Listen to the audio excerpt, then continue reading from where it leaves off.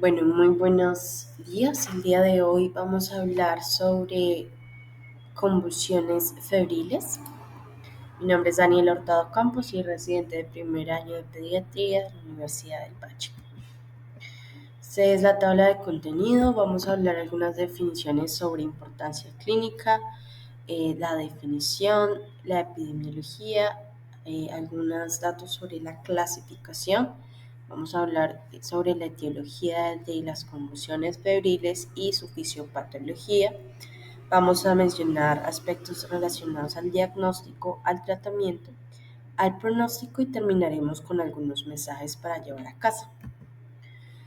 ¿Por qué es importante hablar de este tema? Pues porque las convulsiones febriles corresponden al trastorno neurológico más común en la primera infancia y constituyen el evento convulsivo más frecuente en humanos. Debemos aprender a identificar, clasificar y orientar el manejo y conocer el pronóstico a largo plazo. Según la Academia Americana de Pediatría, eh, las convulsiones febriles se definen como una convulsión asociada a fiebre con temperaturas de 38 grados o superiores que ocurren entre los pacientes de 6 meses a 5 años de edad, sin que no se relaciona como tal a una infección ni inflamaciones del sistema nervioso central o alteraciones metabólicas sistémicas. También esta definición excluye a todos los casos de pacientes con antecedentes de epilepsia. En cuanto a algunos datos respecto a la epidemiología, pues las convulsiones febriles corresponden al principal desorden neurológico en pediatría y representan del 48 al 62% de las convulsiones en los departamentos de emergencias pediátricas. Vamos a ver que en Asia hay una incidencia un poco mayor que la vista a nivel del continente occidental, siendo del 8 al 10% en Asia y del 2 al 5% en el occidente. Algunos otros datos, tenemos que el pico de presentación de las convulsiones febriles va de los 12 a los 18 meses. Hay una relación entre hombres y mujeres de 1.6 a 1 y con un pico de incidencia mayor durante el invierno. En esta tabla que vemos en la imagen, observamos las diferencias que hay respecto a los porcentajes de la población afectada, que son mucho mayores en algunos lugares asiáticos, como por ejemplo Japón, en comparación a ciudades más occidentales como México o Oakland. Aquí tenemos esta gráfica que nos muestra algunas diferencias en cuanto a la incidencia de las convulsiones febriles en Japón, Rochester y Minnesota. Comparativamente, entonces vemos cómo esa incidencia se va aumentando de las convulsiones febriles a partir de los 6 meses, con un pico hacia los 18 meses, siendo en Japón pues una incidencia mucho mayor comparativamente con las otras dos ciudades. En cuanto a la clasificación, entonces tenemos que se pueden clasificar en convulsiones febriles simples o convulsiones febriles complejas. Las convulsiones febriles simples son convulsiones tónico-clónicas generalizadas que no duran más de 15 minutos. Generalmente son menores de 5 minutos y en general no ocurre más de una vez en la misma enfermedad febril. A diferencia de las convulsiones febriles complejas que tienen una duración mayor de 15 minutos y generalmente están asociadas a focalización y recurrencia. Puede ocurrir más de un episodio entre las 24 horas o dentro de la misma enfermedad febril. Además, debemos tener claro el concepto de estatus febril epiléptico, que es un estado convulsivo que dura más de 30 minutos o que presenta convulsiones múltiples que tienen una recuperación incompleta. En esta tabla vemos algunas de las diferencias entre las diferentes clasificaciones de las convulsiones febriles. Como decíamos, en las simples la duración que corresponde a menos de 15 minutos y generalmente son menores de 5 minutos. El comienzo de la convulsión, que en general es generalizado tónico-clónico, vemos que no presentan recurrencias y que el paciente presenta una recuperación rápida en estado posictal, sin que haya un déficit neurológico previo identificado. En las convulsiones febriles complejas vemos esa duración que es mayor a 15 minutos, con características específicas de focalización, recurrencia o crisis prolongadas que pueden recurrir, también con alteraciones posictales como anormalidades neurológicas que incluyen la parálisis de TOC, en donde hay un déficit focal posictal de predominio en extremidades y que generalmente va a resolver en las primeras 48 horas. Además, en las crisis febriles complejas puede haber preexistentemente déficits neurológicos asociados.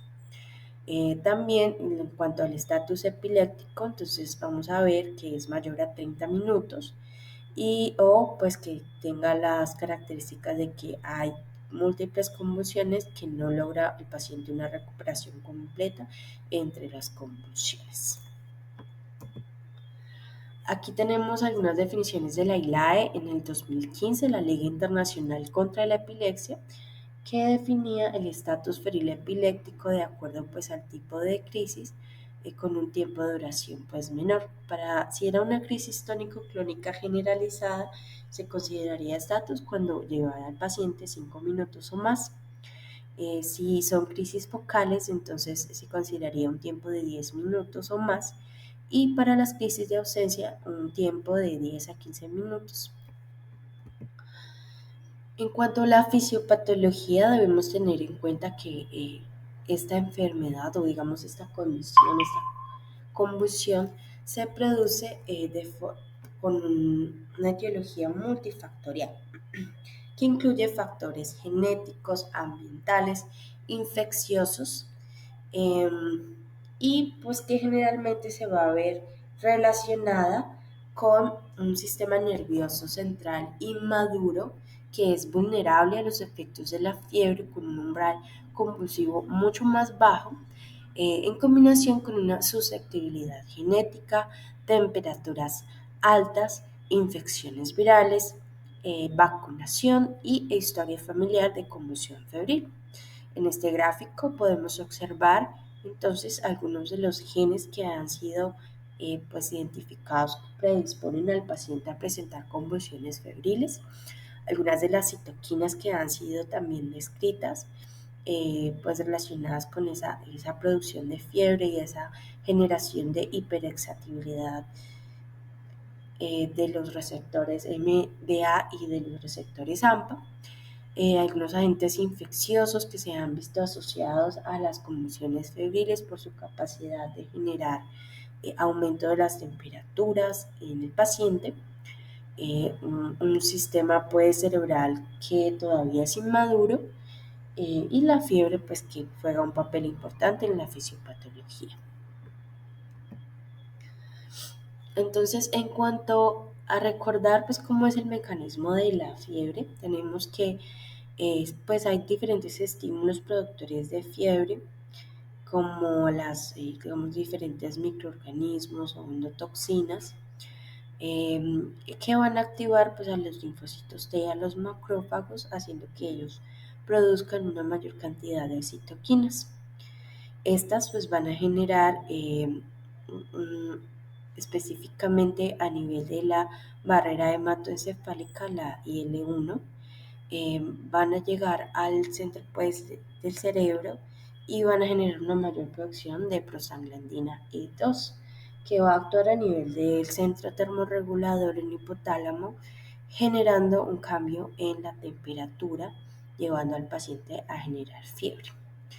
Entonces, en el paciente pediátrico vamos a ver que hay una inmadurez para controlar estos mecanismos termorreguladores, de tal forma que se aumenta la susceptibilidad de sufrir una convulsión febril.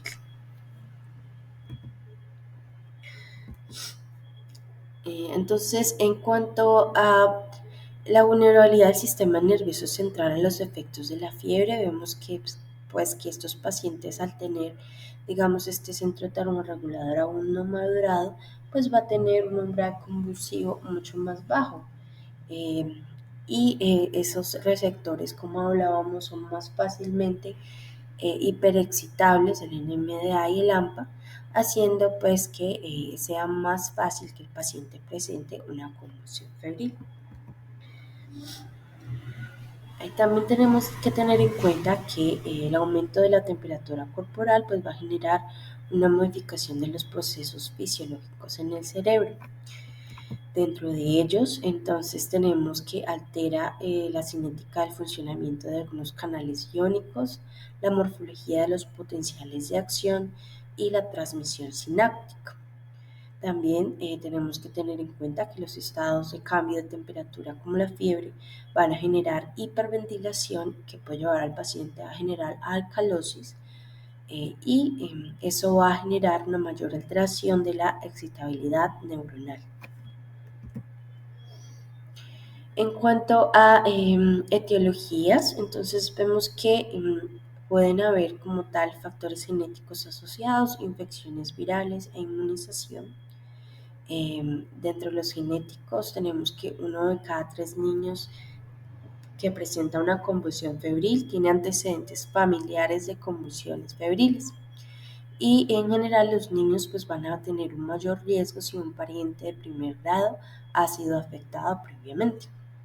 Además, debemos tener en cuenta la importancia de las infecciones virales. El 80% de los casos corresponde a infecciones por virus, dentro de los que se incluyen los virus de la influenza, rinovirus, los enterovirus, los virus del herpes, los coronavirus y los adenovirus.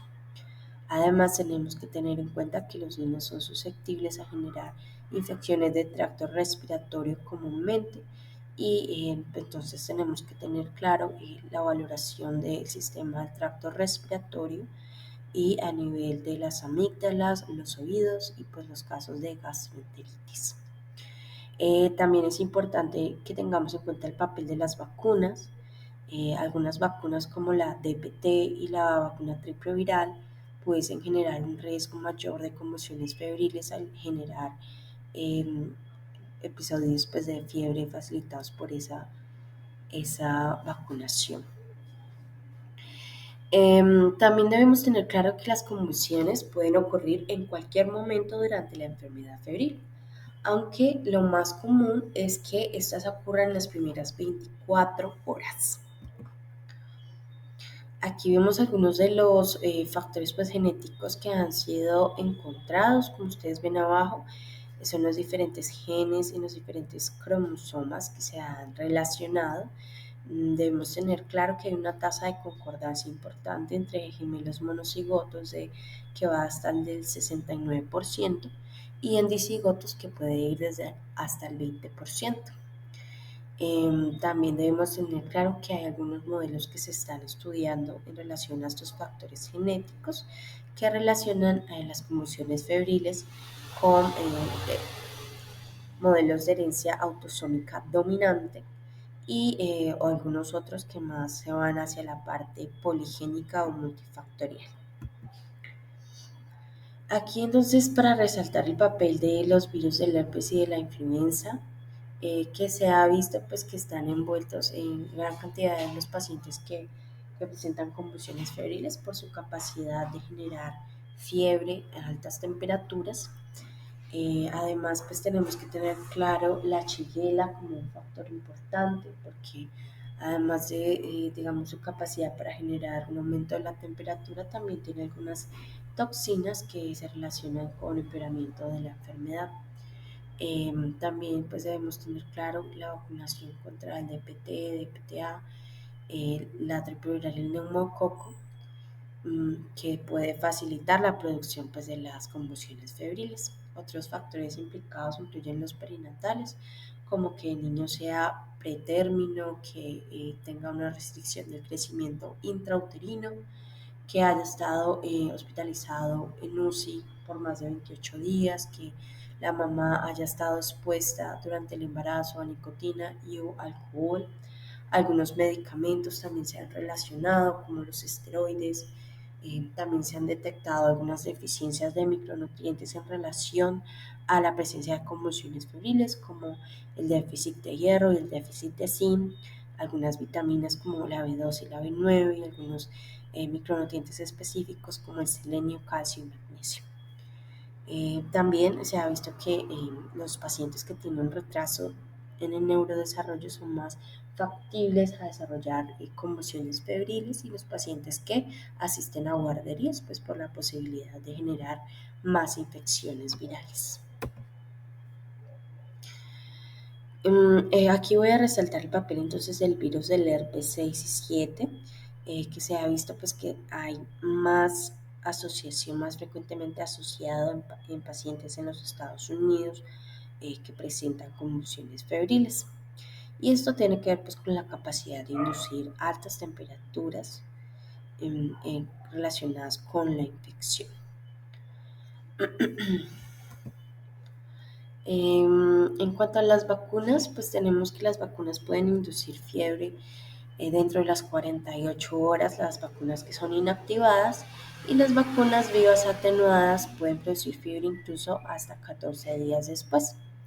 Entonces, pues debemos tener claro que el paciente debe tener su vacunación idealmente en el esquema que está planteado precisamente para evitar el riesgo de convulsiones febriles. Por ejemplo, para la triple viral, si aplicamos la triple viral en el rango que está establecido, que es de 12 a 15 meses, los casos de convulsión febril se reducen a 4 casos en 10.000 niños, pero si se aplica después del periodo establecido, entonces de 16 a 23 meses, ya la frecuencia de convulsión febril aumenta a 10 casos sobre 10.000 niños. En cuanto a la influenza y la DPTA, no se ha detectado que haya un aumento significativo del riesgo de presentar convulsión febril. Y lo que sí hay que tener muy claro es que tener la vacunación o tener una convulsión febril después de la vacunación no supone un riesgo adicional de daño neurológico o de epilepsia. El diagnóstico de estas enfermedades pues, va a requerir una adecuada historia clínica, un examen físico completo y vamos a tener que determinar cuándo se solicitan laboratorios y cuándo no. Entonces, en cuanto al abordaje, es importante que tengamos en cuenta la ABCDE, mirar y observar la estabilidad clínica con el triángulo de aproximación pediátrica, que incluye la valoración pues, de la apariencia del niño, su respiración y su circulación, y que realicemos un examen físico completo que incluya el examen neurológico, hallazgos que nos lleven hacia identificar el foco como tal de la infección y el examen otorrinolaringológico, que es muy importante porque como sabemos la mayoría de las infecciones tienen un foco a nivel respiratorio, a nivel de oídos, amígdalas y pues sistema como tal respiratorio. La historia clínica debe incluir cómo estaba el paciente antes, durante y después del cuadro, si la convulsión que tuvo fue generalizada o focalizada, en cuánto tiempo se recuperó el paciente, si había asociación con fiebre y si esta estaba cuantificada o no, si el paciente había tenido episodios previos o hay antecedentes personales o familiares de convulsiones febriles. También se debe tener en cuenta si el paciente padece de patologías neurológicas de base, definir si en realidad lo que presentó fue una crisis y si había o no fiebre asociada. También es supremamente importante verificar el estado de vacunación del paciente previo, porque como sabemos si el paciente está vacunado frente a neumococo y Haemophilus influenza B, pues el riesgo de meningitis en estos pacientes bacteriana va a ser muchísimo menor, eh, que sería pues algo importante a tener en cuenta. Entonces, para establecer el diagnóstico debemos saber si el paciente presenta o no presenta como tal una convulsión o si esa evento que presentó no fueron eventos o movimientos paroxísticos no epilépticos. Si tuvo convulsiones que fueron provocadas por infecciones del sistema nervioso central o si en realidad tiene alguna forma rara de epilepsia que está asociada con fiebre. Entonces, dentro de los diagnósticos diferenciales de las convulsiones febriles, uno de los más importantes son los escalofríos, se definen en inglés como triggers, en donde no hay una pérdida de la conciencia, pero sí hay un movimiento que pudiese pasar, digamos, a los ojos del padre como si fuera una convulsión. También debemos tener en cuenta los delirios febriles agudos y la confusión transicional asociada con una fiebre alta. También el síncope febril, los ataques, los breath holdings attack, en donde el niño voluntariamente eh, va a sostener va a sostener la ventilación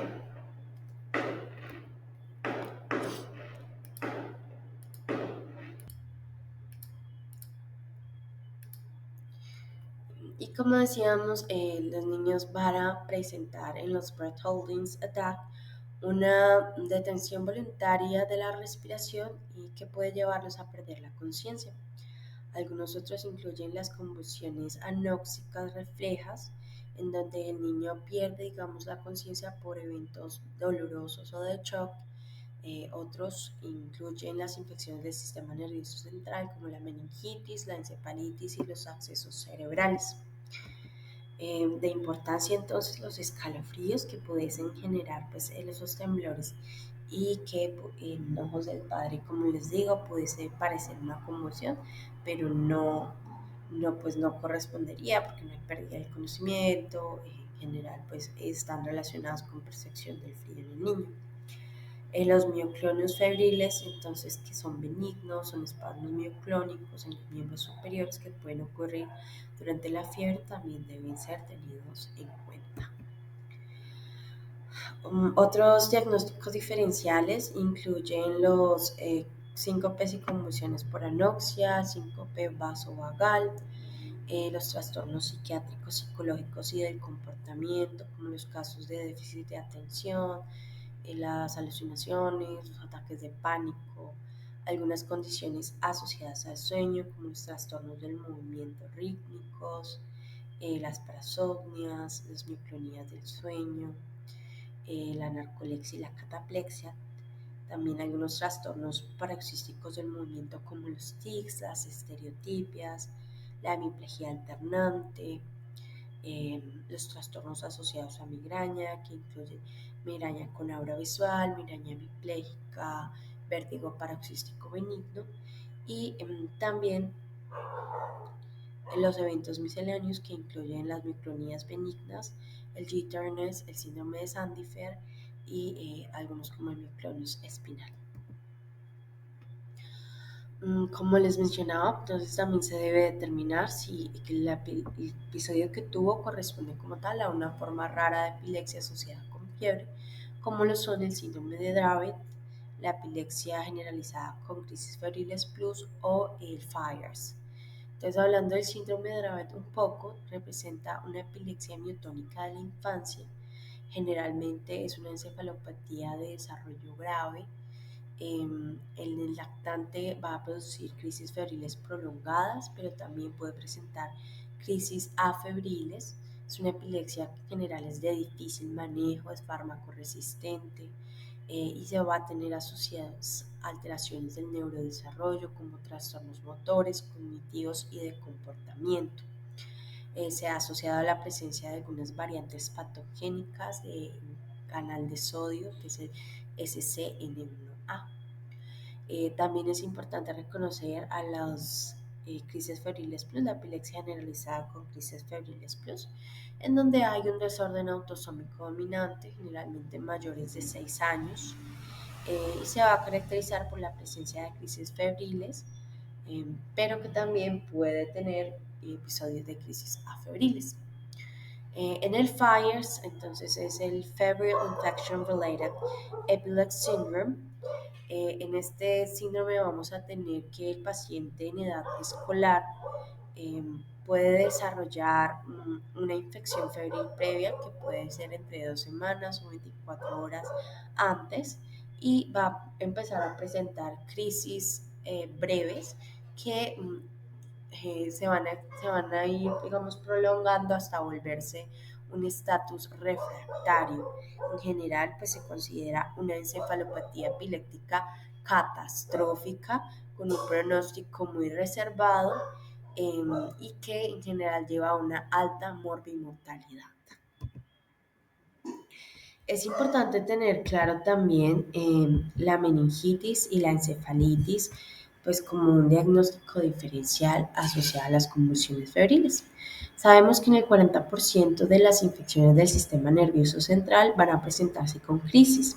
Sin embargo, hay un porcentaje de estos pacientes, sobre todo los menores de 1 año, que no van a tener las características típicas, digamos, de las infecciones eh, meningias, ¿no? Con los signos de Brudzinski y el de Kerner y la rigidez local. Eso en menores de 1 año, pues no lo vamos a encontrar. Entonces, debemos establecer qué otros parámetros, qué otras manifestaciones o signos podemos evaluar en ellos. Entonces, dentro de estos síntomas que nos implican, pues que nos indican que pudiese haber una neuroinfección asociada, incluyen alteraciones del estado mental, el rash petequial eh, y algunos otros como los signos meningios, pero pues como les digo, con la acotación de los menores de 1 año. Es importante sospechar neuroinfección en pacientes que no tienen vacunación completa contra hemófilos influenza y neumococo, porque cuando se ha visto que ya tienen los esquemas completos para eso, pues eso va a reducir muchísimo la posibilidad de que tengan una meningitis por estas dos bacterias. Las crisis febriles generalmente el menos del 1% en realidad son por neuroinfecciones. Entonces, si solamente tuvimos una crisis febril simple sin ninguna otra alteración al estado físico, pues generalmente no, el paciente no requeriría como tal más estudios ni la sospecha pues de neuroinfección en caso de que solamente haya sido como un hallazgo, digamos, aislado sin ninguna otra alteración al examen físico asociada.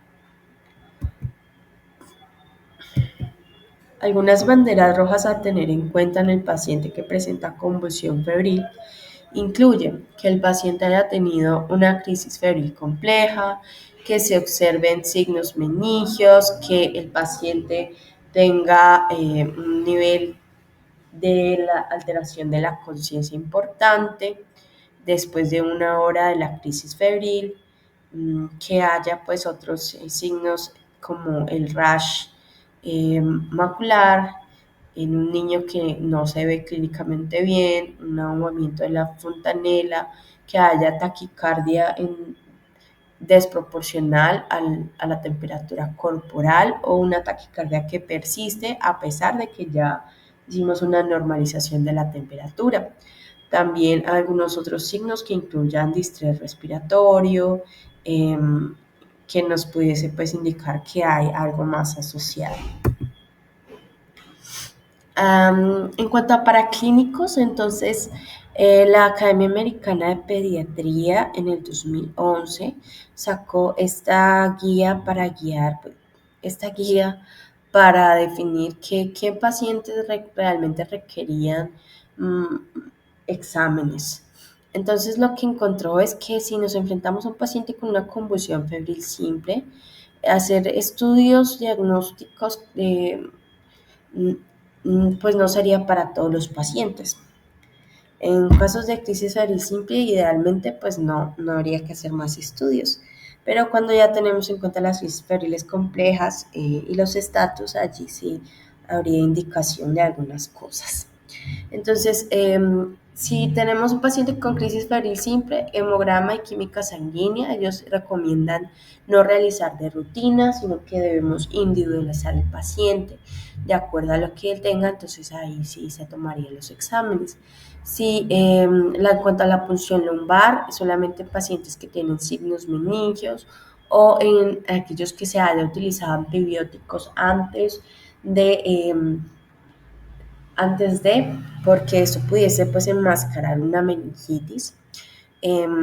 También pacientes, pues el requerimiento del electroencefalograma solamente se consideraría en crisis febril compleja o no estatus, como tal en la simple no está indicado el uso, y la neuroimagen, el TAC y la resonancia, pues en casos de crisis febril simple no están justificados, y en las complejas solamente pues de forma ambulatoria, digamos, en la resonancia, y ya como tal en el periodo de urgencias, pues ya de acuerdo a la alteración como tal en el examen físico y la necesidad real, pues de tomar un TAC, teniendo en cuenta la acotación de que el TAC pues va a generar una mayor radiación en el paciente y una posibilidad y un mayor riesgo de generar cáncer infantil. Entonces, pues teniendo esa acotación, evitando el TAC a toda costa y solamente utilizándolo en los casos en donde sea inminente pues la necesidad de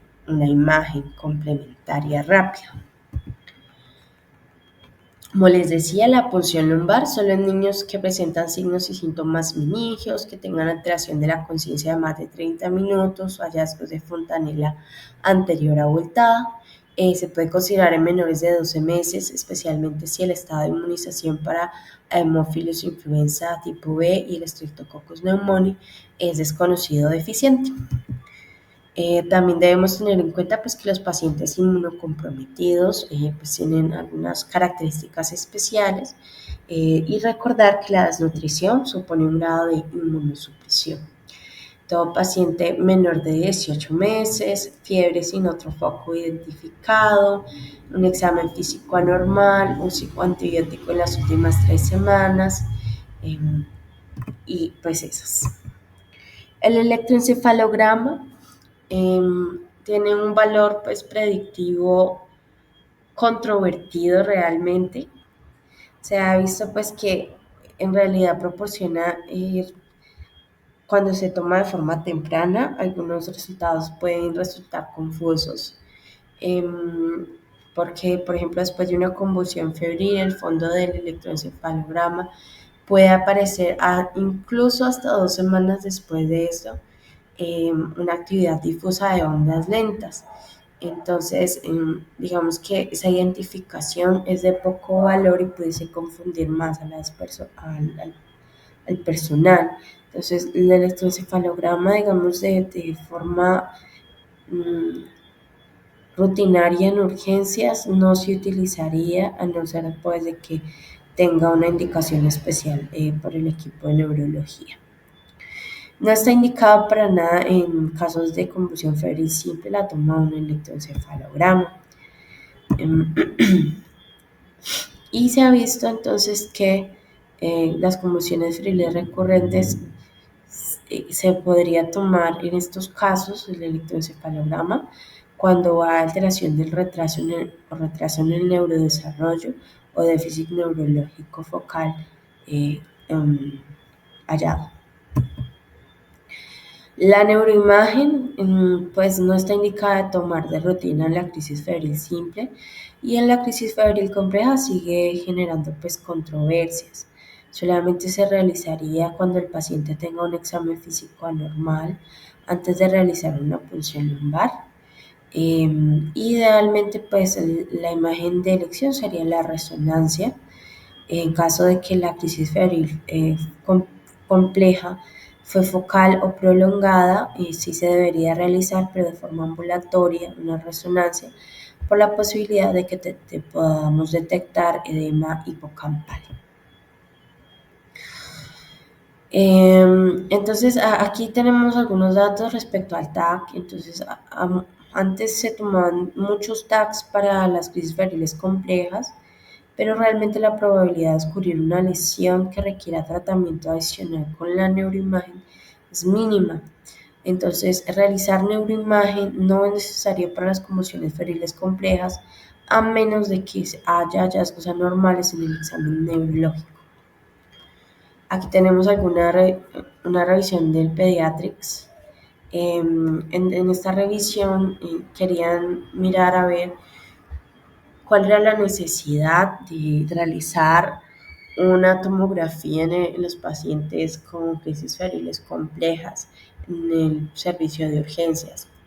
Entonces, lo que ellos pudieron identificar en realidad fue que había a los pacientes que se les realizaba imagen con crisis febril compleja.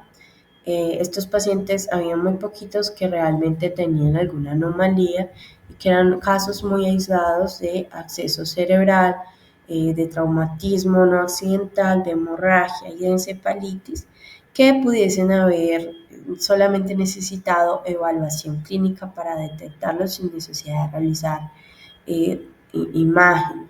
Entonces, como tal, en un caso de crisis febril compleja, si no hay ninguna otra alteración en el examen físico, pues no sería recomendada la utilización de la neuroimagen digamos, en la parte de urgencias. Y pues que si se toma alguna imagen, pues idealmente debe ser resonancia para evitar los riesgos que tiene el TAC y la radiación, como hemos mencionado, en relación al cáncer infantil. Entonces aquí tenemos un resumen de las indicaciones para los estudios de extensión, que incluyen la punción lumbar, pues solamente para los pacientes que tengan signos meningios o síntomas o características clínicas que puedan sugerir infección del sistema nervioso central o infecciones intracraneales. También debemos considerarlas en lactantes de 6 a 12 meses si la vacunación para hemófilos influenza tipo B o Streptococcus pneumoniae no se ha realizado, o si el paciente ha recibido manejo antibiótico que pudiese enmascarar signos y síntomas.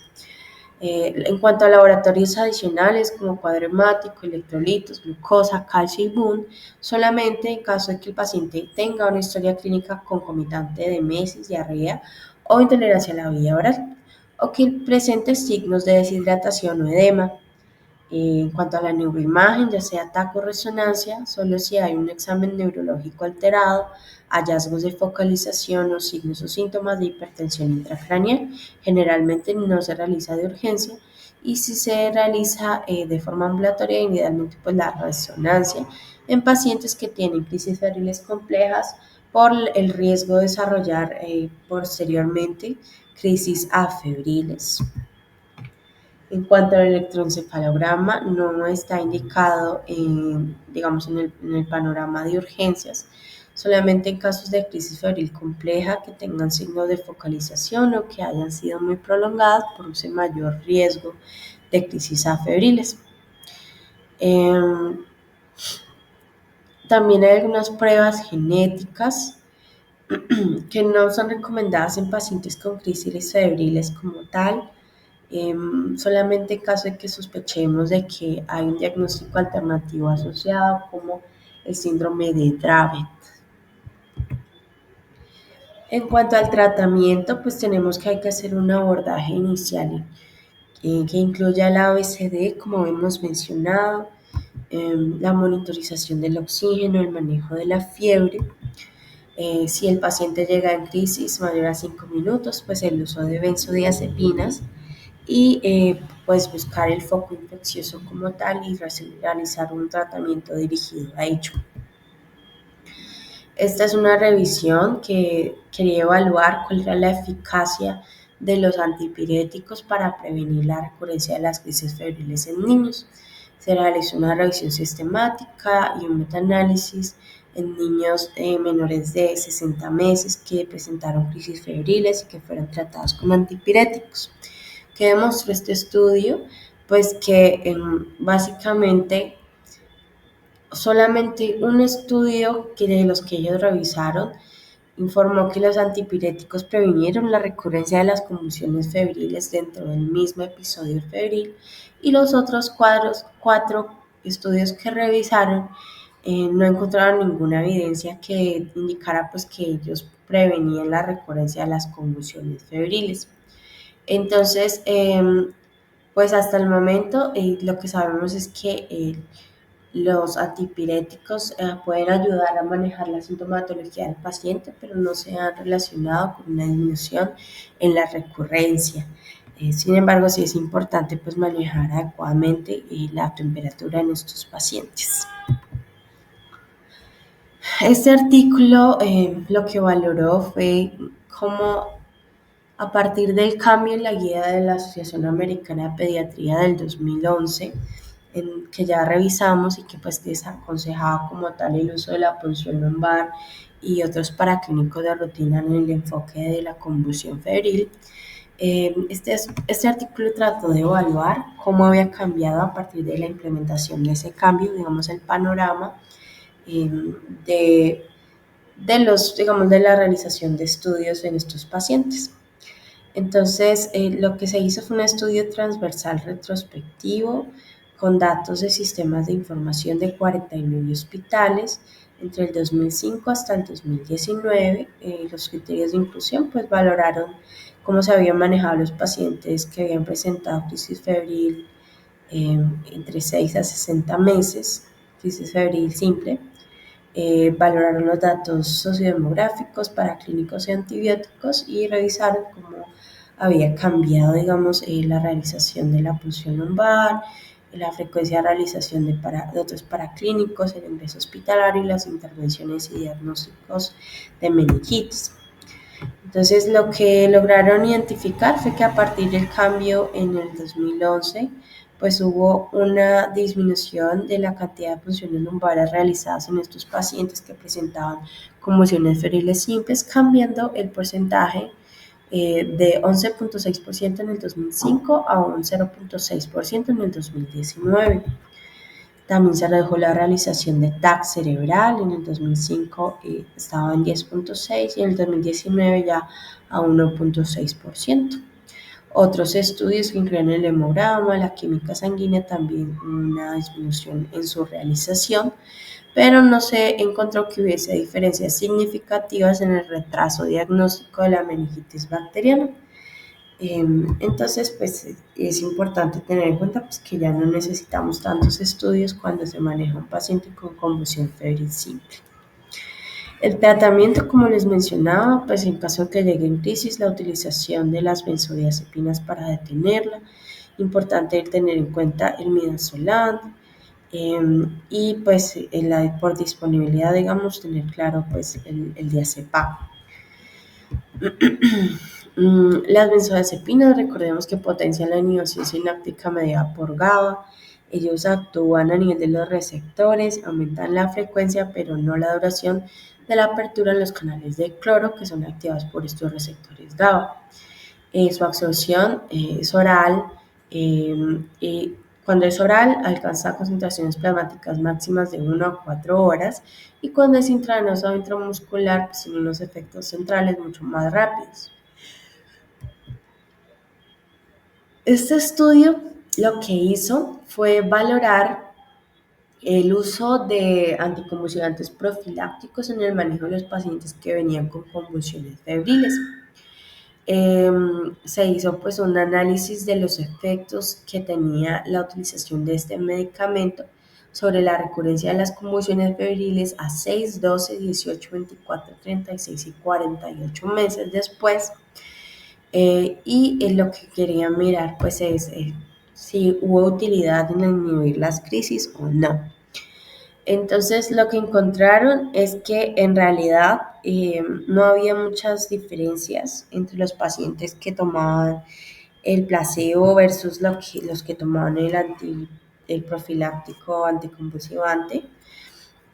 Y por el contrario, en los pacientes que se utilizaba el profiláctico anticonvulsivante presentaban efectos adversos hasta en un 36%.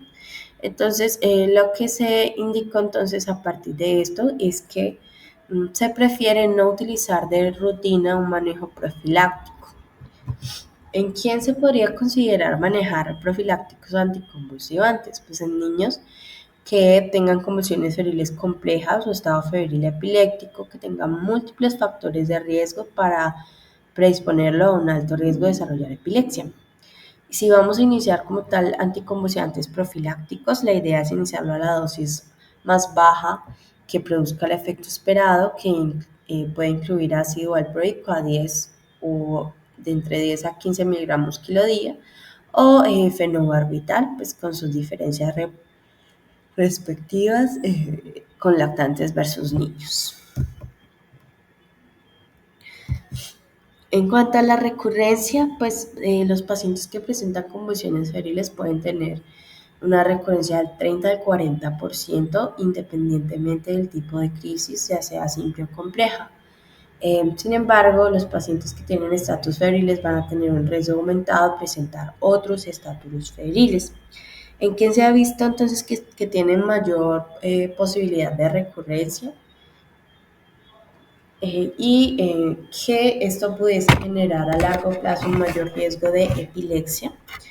Entonces, en pacientes que tengan como tal una historia familiar de crisis febril en un familiar de primer grado.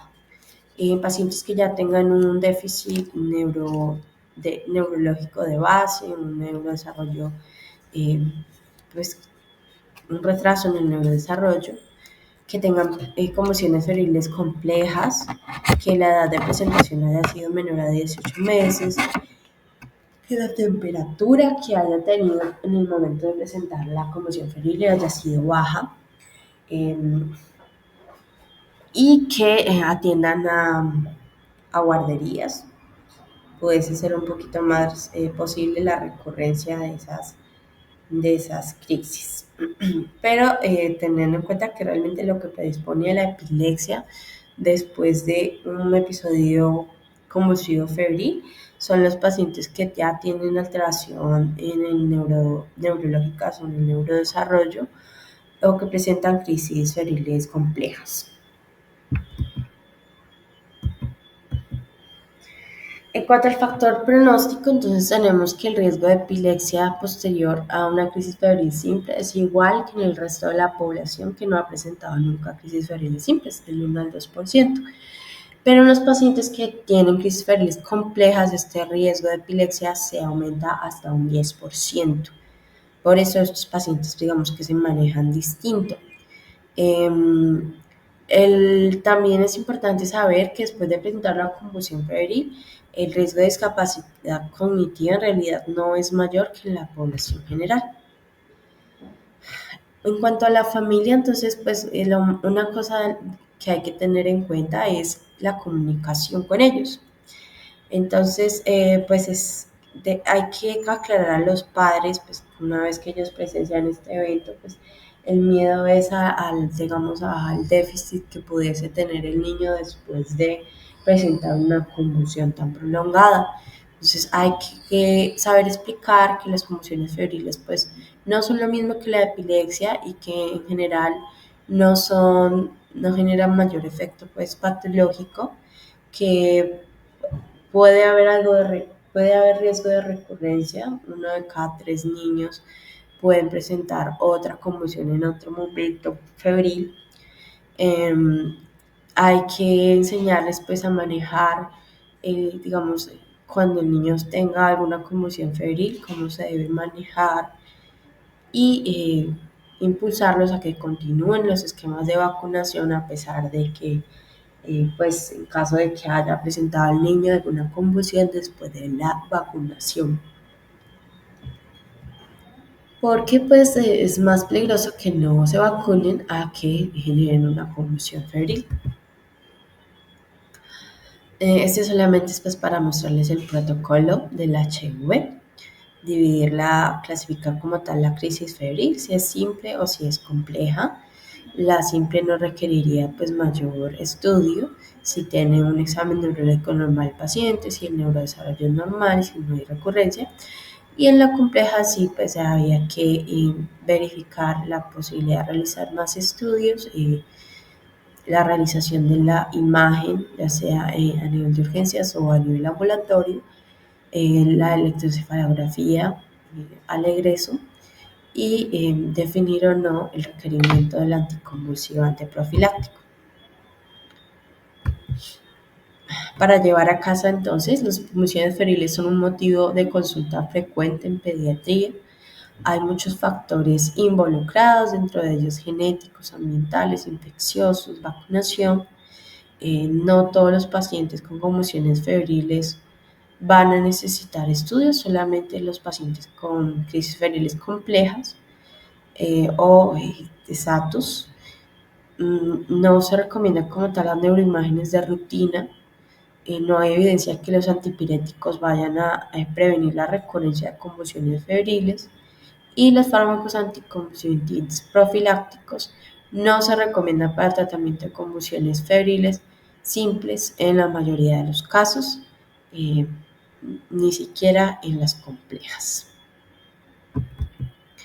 Y pues eso es lo que yo tenía por contarles el día de hoy. Muchas gracias.